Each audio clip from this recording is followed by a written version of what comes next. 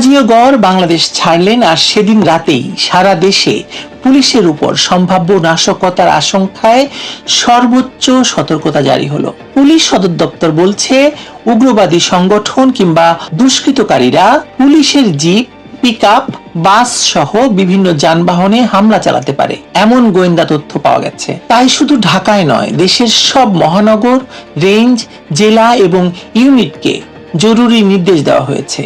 প্রশ্ন হলো, এই আশঙ্কা তৈরি হলো ঠিক কখন? সার্জিও গর ঢাকায় থাকা অবস্থায় কেন নয়? ঢাকায় থাকা অবস্থায় তিনি আমেরিকানদের জন্য নিরাপত্তা 3 স্তর থেকে 2-এ নামিয়ে আনলেন, অথবা 2 থেকে 3-এ নামালেন। তার বাংলাদেশকে তিনি নিরাপত্তার সার্টিফিকেট দিয়ে গেছেন। আর তার বিমান বাংলাদেশ ছাড়ার কয়েক ঘন্টার মধ্যেই কেন গোয়েন্দা তথ্য এত গুরুতর হয়ে উঠল? কেউ যেন আবার মনে করবেন না যে আমি বলছি সার্জিও গর নিজ হাতে নাশকতার পরিকল্পনা লিখে দিয়ে গেছেন। এমন কোনো প্রমাণ আমার হাতে নেই। কিন্তু রাজনীতি এবং কূটনীতিতে সব প্রশ্ন আদালতের এজাহারের মতো প্রত্যক্ষ প্রমাণ দিয়ে শুরু হয় না। কখনো কখনো সময়ের মিল, ঘটনার ধারাবাহিকতা এবং সংশ্লিষ্ট পক্ষগুলোর অস্বাভাবিক নীরবতাই প্রশ্ন তৈরির জন্য যথেষ্ট। আর সেই প্রশ্নের উত্তর দেওয়ার দায়িত্ব আসলে কার? সরকারের। 3 দিনের সফর শেষে মার্কিন দূতাবাস বলেছে, সফরটি নাকি বাংলাদেশ এবং যুক্তরাষ্ট্রের সম্পর্কের ব্যাপ্তি এবং গভীরতা তুলে ধরেছে। গর প্রধানমন্ত্রী তারেক রহমানের সঙ্গে বাণিজ্য, বিনিয়োগ এবং আঞ্চলিক সহযোগিতা নিয়ে কথা বলেছেন। যুক্তরাষ্ট্র বাংলাদেশের নিরাপত্তা পরিস্থিতির উপর আস্থা বেড়েছে বলেও প্রচার করেছে। অথচ তার সফর শেষ হওয়ার প্রায় একই সময়ে বাংলাদেশের পুলিশ বলছে, পুলিশের গাড়িতে হামলা হতে পারে, সর্বোচ্চ সতর্ক থাকুন। একই দেশের নিরাপত্তা নিয়ে একদিকে ওয়াশিংটনের আস্থার সনদ, অন্যদিকে বাংলাদেশের নিজস্ব গোয়েন্দাদের নাশকতার সতর্কতা।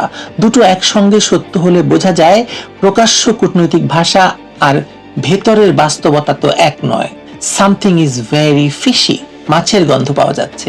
মাছ নয়, পচা মাছের গন্ধ পাওয়া যাচ্ছে। এখানেই নেপালের ঘটনাটি মনে করতে হয়। গত মে মাসে সার্জিও গর নেপাল সফরে গিয়েছিলেন। মার্কিন পক্ষ থেকে বারবার অনুরোধ করা হলেও প্রধানমন্ত্রী বলেন্দ্র শাহ তার সঙ্গে দেখা করেননি। গর পররাষ্ট্রমন্ত্রী, অর্থমন্ত্রী এবং অন্য রাজনৈতিক পক্ষগুলোর সঙ্গে বৈঠক করে সফরকে অত্যন্ত ফলপ্রসূ বলে চলে এসেছিলেন। তারপর কি হলো? প্রথমে জেনজি কর্মীদের বিক্ষোভ, পুলিশের বিরুদ্ধে ক্ষোভ, ভূমিহীনদের উচ্ছেদ নিয়ে প্রতিবাদ এবং এক তরুণের আত্মাহুতির ঘটনাকে কেন্দ্র করে সরকারের বিরুদ্ধে অসন্তোষ ছড়িয়ে পড়ল। পরে মধেশ অঞ্চলে বা মধেশীয় অঞ্চলে ধর্মীয় পতাকা এবং উচ্চ শব্দের সঙ্গীত নিয়ে সংঘর্ষ থেকে পরিস্থিতি আরো ভয়াবহ হলো। পুলিশের গুলিতে মানুষ মারা গেল, একাধিক জেলায় কারফিউ জারি হলো এবং প্রধানমন্ত্রী বলেন্দ্র শাহকে নিজের রাজনৈতিক ঘাঁটিতেই তীব্র প্রতিরোধের মুখে বা প্রতিবাদের মুখে পড়তে হলো। তার বিরুদ্ধে অভিযোগ উঠল, তিনি সময় মতো কথা বলেননি, রাজনৈতিক নেতৃত্ব না দিয়ে কেবল পুলিশ দিয়ে সংকট সামলাতে চেয়েছেন। এখানেও সরল অঙ্কে বলা যাবে না গর নেপালে গেলেই অস্থিরতা হলো। নেপালের ক্ষোভের নিজস্ব সামাজিক, অর্থনৈতিক এবং রাজনৈতিক কারণ ছিল। কিন্তু এটুকু তো বলা যায় যে মার্কিন বিশেষ দূত এমন একটি সরকারের ভেতরের দুর্বলতা যাচাই করে গেলেন, যে সরকারের অস্থিরতা কয়েক সপ্তাহের মধ্যেই প্রকাশ্যে বিস্ফারিত হলো। তিনি সরকার প্রধানের সঙ্গে দেখা করতে না পারলেও বিরোধী এবং বিকল্প রাজনৈতিক শক্তির সঙ্গে কথা বলেছেন। এরপরই সরকারের বিরুদ্ধে বহুস্তরীয় অসন্তোষ সংগঠিত রূপ নিতে শুরু করলো। ঘটনাটি অত্যন্ত সতর্ক হওয়ার মতো, অন্তত বাংলাদেশের জন্য। এবার আসি ডোনাল্ড লু এবং পাকিস্তান প্রসঙ্গে। ডোনাল্ড লু এর মর্যাদাও কিন্তু প্রায় একই রকম ছিল। এখানে একটি তথ্য ঠিক করে বলা প্রয়োজন। ডোনাল্ড লু ইমরান খান সরকারের পতনের ঠিক আগে পাকিস্তানে গিয়ে সরকার পতনের নির্দেশ দিয়েছিলেন এমন প্রমাণিত তথ্য নেই, কিন্তু কথা বাতাসে ভেসেছে। বরং 2022 সালের 7ই মার্চ ওয়াশিংটনে পাকিস্তানের তৎকালীন রাষ্ট্রদূত আসাদ মজিদের সঙ্গে লুর বৈঠক হয়েছিল। সেই বৈঠকের ভিত্তিতে ইসলামাবাদে একটি গোপন কূটনৈতিক বার্তা পাঠানো হয়।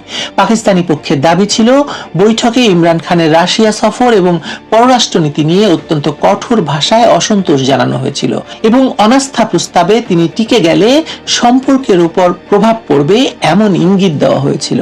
যুক্তরাষ্ট্র এই অভিযোগ অস্বীকার করেছে, কিন্তু এটাও সত্য, ওই বার্তা পাঠানোর একদিন পরই ইমরান খানের বিরুদ্ধে অনাস্থা প্রস্তাব জমা পড়ে এবং 1 মাসের মধ্যে তার সরকার পড়ে যায়।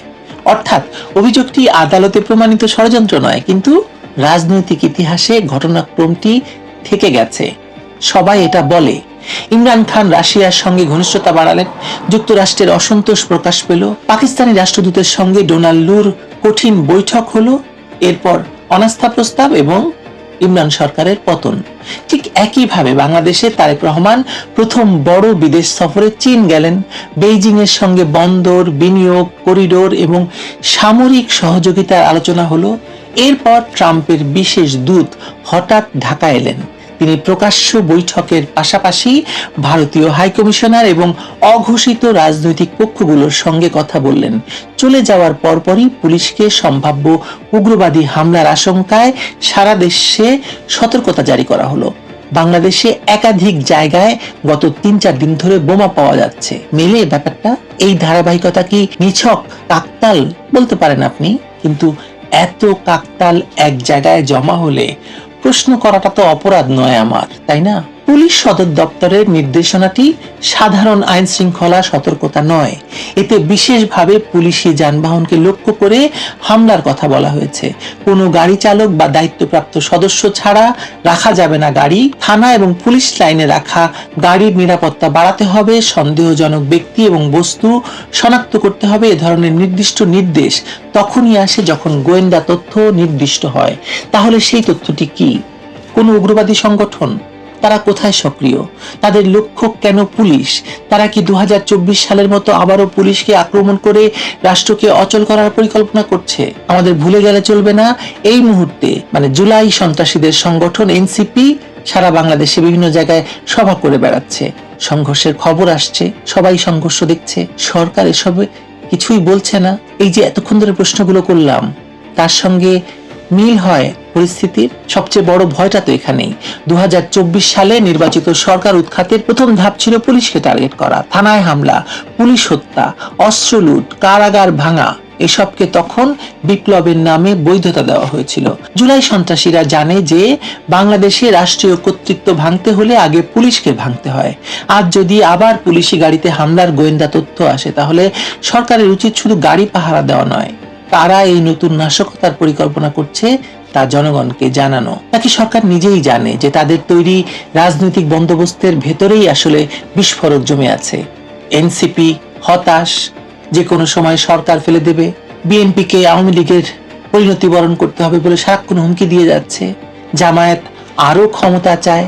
বিএনপির ভেতরে পদ এবং আধিপত্যের লড়াই চলছে। দেশের ভেতর চাঁদাবাজি ভয়াবহ অবস্থায় গিয়ে দাঁড়িয়েছে। আর আওয়ামী লীগের নামে তো খুন করা যায়। দ্রব্যমূল্য, অর্থনৈতিক সংকটে সাধারণ মানুষ বিরক্ত, আর আওয়ামী লীগকে দমন করেও নিশ্চিহ্ন করা যায়নি। সবকিছু মিলিয়ে পরিস্থিতি তো ভয়াবহ। তার উপর নতুন রাষ্ট্রপতি নির্বাচন নিয়ে পর্দার আড়ালে দর কষাকষি চলছে। এমন পরিস্থিতিতে সামান্য একটি উস্কানি বড় অস্থিরতা তৈরি করতে পারে এবং করছে। সার্জিও গর্কি সেই অস্থিরতার বার্তা দিয়ে গেছেন, নাকি সম্ভাব্য অস্থিরতার খবর নিতে এসেছিলেন? এখনই বলা সম্ভব নয় সেটা। হয়তো তিনি তারেক রহমান সরকারকে সতর্ক করেছেন, হয়তো বলেছেন চীনের দিকে বেশি ঝুঁকলে ফল ভালো হবে না, হয়তো অন্তর্ভুক্তিমূলক রাজনীতি, বিচার, মামলা, আটক ব্যক্তি এবং আওয়ামী লীগ প্রশ্নে দ্রুত পরিবর্তন চেয়েছেন। আবার হয়তো তিনি দেখে গেছেন এই সরকার কতটা ভঙ্গুর, কতটা ভয়ে আছে, কতটা একদম অকার্যকর একটি সরকার, এবং বিকল্প রাজনৈতিক বন্দোবস্তের প্রয়োজন হলে কার সঙ্গে আসলে কথা বলতে হবে সেটা সার্জিও গোর আন্দাজ করে গেছেন। তবে একটি বিষয় এখানে খুব পরিষ্কার, গড় বাংলাদেশ থেকে যাওয়ার সময় বললেন সম্পর্ক শক্তিশালী হচ্ছে, বিনিয়োগ আসবে, নিরাপত্তার উপর আস্থা বাড়ছে। আর ঠিক সেই সময় বাংলাদেশের রাষ্ট্র বলল পুলিশের উপর উগ্রবাদী হামলা হতে পারে। কূটনীতির হাসি মুখ আর রাষ্ট্রের আতঙ্কিত মুখ, এই দুই ছবির মাঝখানেই আসলে সত্যটি লুকিয়ে আছে। সুতরাং প্রশ্ন শুধু কেন সতর্কতা জারি হলো তা নয়, প্রশ্ন হলো সরকার কি এমন জানে যা জনগণ জানে না বা জনগণকে বলা হচ্ছে না? সম্ভাব্য হামলাকারী কারা? সতর্কতা কেন গড়ের বিদায়ের দিনেই হলো? নেপালের অভিজ্ঞতা থেকে এবং পাকিস্তানের ঘটনাক্রম কি বাংলাদেশকে কোনো সংকেত দিচ্ছে? তারেক রহমান কি সেই সংকেত পাচ্ছেন? মার্কিন দূতের সফরেই সরকার পড়ে যায় এমন সরল ষড়যন্ত্র তত্ত্বকে আমি এখানে পাত্তা দিচ্ছি না বা এখানে আনছি না, যাওয়ার প্রয়োজনও নেই। সরকার পড়ে যখন তার নিজের বৈধতা দুর্বল থাকে, প্রতিষ্ঠান ভেঙে পড়ে, জনগণের ক্ষোভ জমে এবং বিদেশি শক্তি সেই দুর্বলতার উপর নিজেদের হিসাব বসায়। বাংলাদেশের ক্ষেত্রে দুর্বলতার সব উপকরণ এখন উপস্থিত। আগেই ভালো ছিলাম বলে মানুষ এখন রাস্তায় নামতে প্রস্তুত। সার্জিও গড় হয়তো আগুন জ্বালিয়ে যাননি, কিন্তু যাওয়ার আগে ম্যাচ বাক্সটি কোথায় রাখা আছে সেটি ভালো করে দেখে গেছেন। সব মিলিয়ে সার্জিও গড় ঢাকায় এসেছিলেন বন্ধুত্বের ছবি তুলতে নয়, বাংলাদেশের রাজনৈতিক হিসাব বুঝতে। তিনি দেখতে এসেছিলেন তারেক রহমান কতটা চীনের দিকে যাচ্ছেন, ভারত কতটা অসন্তুষ্ট, আওয়ামী লীগকে বাদ দিয়ে রাষ্ট্র কতদিন চালানো সম্ভব, জামায়াত এবং জুলাই সন্ত্রাসীদের উপর দাঁড়ানো সরকার কতটা স্থিতিশীল এবং ক্ষমতার পরবর্তী সংকটে কাকে কোথায় বসাতে হবে। নেপালে গড়ের সফরের পর অস্থিরতা হয়েছে বলে বাংলাদেশেও একই ঘটনা ঘটবেই এমন ভবিষ্যৎবাণীও আমি করছি না, কিন্তু বাংলাদেশে এখন অর্থনৈতিক চাপ, রাজনৈতিক প্রতিশোধ, মব সহিংসতা, দুর্বল প্রতিষ্ঠান, রাষ্ট্রপতি পদে অনিশ্চয়তা এবং পরাশক্তির প্রতিযোগিতা একই সঙ্গে সক্রিয়। আগুনের জন্য কাঠ আগে থেকেই সাজানো আছে, বাইরে থেকে কাউকে শুধু একটা দেশলাই কাঠি জ্বালিয়ে দিলেই হবে। তিনি এলেন, অনেকের সঙ্গে কথা বললেন, কিছু বৈঠকের বিষয় গোপন রাখলেন, বাংলাদেশকে নিরাপদ বলে সামান্য পুরস্কার দিলেন এবং চলে গেলেন। এবং দেখতে হবে তার বিমানের চাকা ঢাকা ছাড়ার পর বাংলাদেশের রাজনৈতিক চাকা কোন দিকে ঘুরে। ইতিমধ্যেই সতর্কতা জারি হয়েছে, কারণ মার্কিন দূতেরা যখন খুব আনন্দিত হন, দক্ষিণ এশিয়ার সরকারগুলোর তখন একটু কষ্ট পাওয়ার প্রস্তুতি রাখাই ভালো। তারেক রহমানের সে প্রস্তুতি আছে তো? ভালো থাকবেন সবাই।